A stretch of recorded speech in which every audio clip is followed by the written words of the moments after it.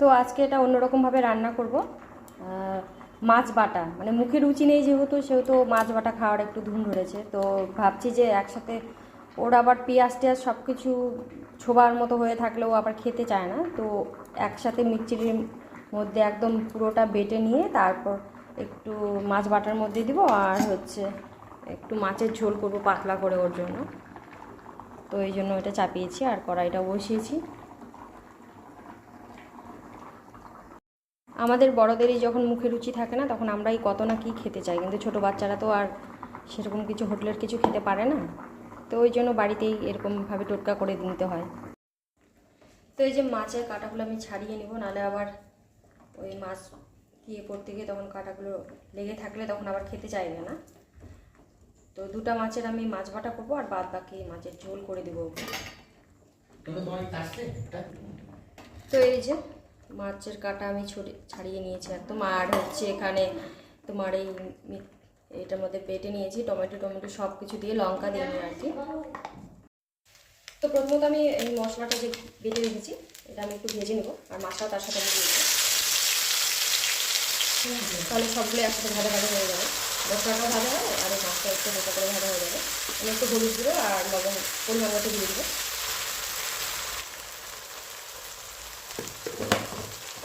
আপনাদের বাচ্চারা যদি লঙ্কা খেতে ভালোবাসে তাহলে একটু লঙ্কার গুঁড়ো বা লঙ্কা বাটা যাই হোক একটু মিক্সড করে দেবেন, তাহলে হয়ে যাবে। বেশি লবণ দিলাম না, কারণ যেহেতু এটা ঝোল হবে না। তো এই জন্য হালকা করে দিয়ে এটাকে ভালোভাবে ভেজে নিয়ে, এটা যেহেতু ঝোল হবে না তো হালকা লবণ দিয়ে আর কি, হালকা হলুদ দিয়ে যাতে একটু কালারটা আসে ওই জন্য হলুদটা দেওয়া। আর যাদের বাচ্চারা লঙ্কা খেতে ভালোবাসে তারা অবশ্যই লঙ্কা একটু মিক্সড দিয়ে দেবেন যখন বাটনাটা বাটবেন তার সাথে। তো এরকম মুখরোচক খাবার বাচ্চাদের জন্য আপনারা কিন্তু বানাতে পারেন, তাহলে ওরা প্রতিদিন একই রকম খায়। তো আর বিশেষ করে জ্বর হলে মুখে একটু রুচি থাকেই না। তো এই জন্য আজকের এই যেটা বানিয়ে দিলাম আমি, আপনারাও চাইলে এরকম বানাতে পারেন। যদি ভালো লাগে এই যেটা রেসিপিটা তাহলে কিন্তু অবশ্যই একটা শেয়ার করে দেবেন। আর মাছের ঝোলটা কীভাবে বানাচ্ছি সেটা আপনাদের সাথে শেয়ার করছি। আর টমেটোটা এই কারণে দিলাম যাতে টমেটোটা একটু টক টক ভাবটা থাকে, ওদের মুখে একটু রুচিটা ফিরে আসে। তো এই জন্য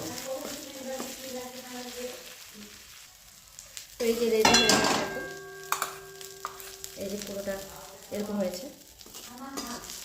আর টেস্টটাও ভালো হয়েছে, কারণ টমেটো রসুন পেঁয়াজ সব কিছু মিক্সড হয়ে গেছে, তো একদম মিক্সড বাটা হয়ে গেছে। তো এই জন্য টেস্টটা কিন্তু দারুণ হয়েছে। তো এইভাবে কিন্তু বড়রাও খেতে পারেন, একটু লঙ্কা বেশি দিলে ভালো লাগবে। তো আমি ওই মশলাটা দিয়ে একটু মাছের ঝোল বানিয়ে নেব। আর ওর মাছের ঝোলটা, কুচকিটার মাছের ঝোলটা বানানোর আগে কোনো রকম লঙ্কা গুঁড়ো দিব না, বাট যখন ওর মাছের ঝোলটা একটু তুলে নেবো সেইটার মধ্যে আমি একটু লঙ্কার গুঁড়ো মিক্সড করে আমারটাও করে নেবো, কারণ আবার ওই 2বার 3বার করে কে রান্না করবে। তো একসাথে সব কিছু কমপ্লিট করে দেবো ভাবছি। তো তেলটা গরম হয়ে গেছে, তো আমি এখন আগে আলুটা ভালোভাবে একটু ভেজে নেবো। আলুটা সেদ্ধ করে আলু তো একটু ভেজে নিলে ভালো লাগবে। আর ওই ভাজা ভাজা হওয়ার সাথে সাথে আমি ওই যে মিক্স করে রেখেছি মশলাটা সেটাও আমি একসাথে দিব, আর মশলাটাও সাথে সাথে ভাজা হয়ে যাবে।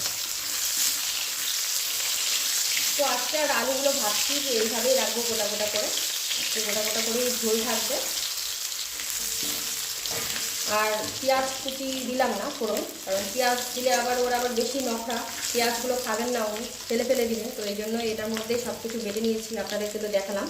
তো এই মশলাটা দিয়ে আমি ওরটা আগে তুলে নেবো, তারপর আমারটা আমি করে নেব। ওই একই রান্না মানে 2বার করে আর করতে ইচ্ছে করে না।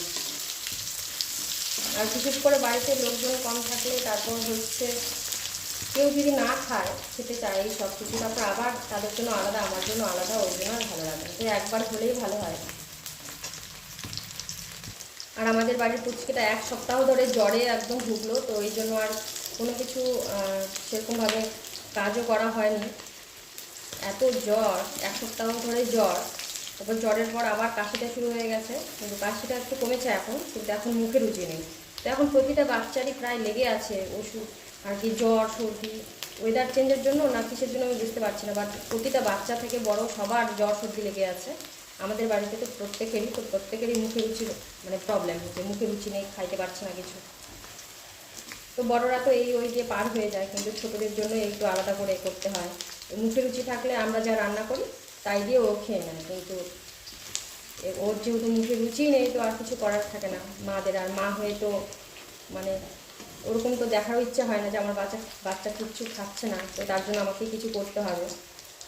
বাচ্চারা খেলে মাদের ভালো লাগে, কিন্তু বাচ্চারা না খেলে মাদেরও আর খাওয়াটা ঢোকে না সেরকমভাবে। তো আলুটা যেহেতু ভাজা হয়ে গেছে, তো মশলাটা দিয়ে দিলাম, তার সাথে পরিমাণ মতো লবণ দিয়ে দিচ্ছি, হলুদ গুঁড়ো। আর আপনারা যদি বড়দের যদি রান্না করতে চান এরকমভাবে টমেটো সব কিছু দিয়ে মিক্স করে মশলা তৈরি করে, তো ভালোই লাগে কিন্তু টেস্ট। আজকে আমি প্রথম করলাম একটা রান্না, আমি দেখলাম এই রেসিপিটা করতে, একদম টমেটো সব কিছু দিয়ে বাড়ছে মিক্সির গ্রাইন্ডারের মধ্যে। তো ভাবলাম যে আমিও আজকে এরকমভাবেই করি। তো এখন একটু মশলাটাও ভেজে নেবো, তার সাথে কিন্তু আলুটা ডবল করে ভাজা হয়ে যাবে। আর বিশেষ করে সারাদিনের কাজগুলো শেয়ার করা যায় ব্লগ আকারে, কিন্তু হয় না, কারণ ওই হাতে ফোন নিয়ে সব কিছু কাজ রেকর্ড করা মানে একটু টাফ আছে, আমার মনে হয় একটু টাফ আছে। তো আমি সারাদিনের কাজ শেয়ার করতে পারি না। তো সারাদিনের কী কী রান্না করি, তো সেগুলো ছোটো ছোটো আকারে আমি আপনাদের সাথে শেয়ার করার চেষ্টা করি। তো অবশ্যই মশলাটাও কষিয়ে ভাজা হয়ে গেছে আর আলুটাও প্রায় ভাজা হয়ে গেছে। তো আমি এখন মাছটা দিয়ে একদম ঝোলের জল দিয়ে দেবো, তাহলে কিন্তু আমার মাছের ঝোলটা আজকে রেডি।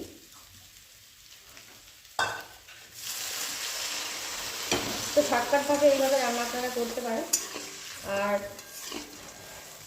এই মাছের ঝোলটা পুষ্টিটার জন্য তুলে আমি আলাদা করে একটু মশলা দিয়ে লঙ্কার গুঁড়ো দিয়ে আমার জন্য এটাই করে নেব, তাহলে হয়ে গেল আজকে আমার রান্না কমপ্লিট। এছাড়া আমাদের বাড়িতে আজকে রান্না হয়েছে, কিন্তু আরও অনেক কিছু রান্না হয়েছে, সেগুলো আমার শাশুড়ি মা করেছে, তো সেগুলো শেয়ার করতে পারলাম না। আমি যে কয়েকটা করলাম সেগুলোই শেয়ার করলাম। তো মাছের ঝোলটা একসাথে ফুটুক। আর কী কী রান্না হয়েছে আমি একটু দেখিয়ে দিই আপনাদের। এই যে দেখতে পাচ্ছেন চিংড়ি মাছ এখানে ভাজা রেখেছে একটু, আর চিংড়ি মাছ দিয়ে আলুর তরকারি করেছে, আর তার সাথে হয়েছে আলুর ভাজা। তো সেগুলো আর শেয়ার করা হলো না। তো আজকে পর্যন্ত এখানে কমপ্লিট করলাম। যদি ভালো লাগে তাহলে অবশ্যই লাইক কমেন্ট করে কিন্তু অবশ্যই পাশে থাকবেন।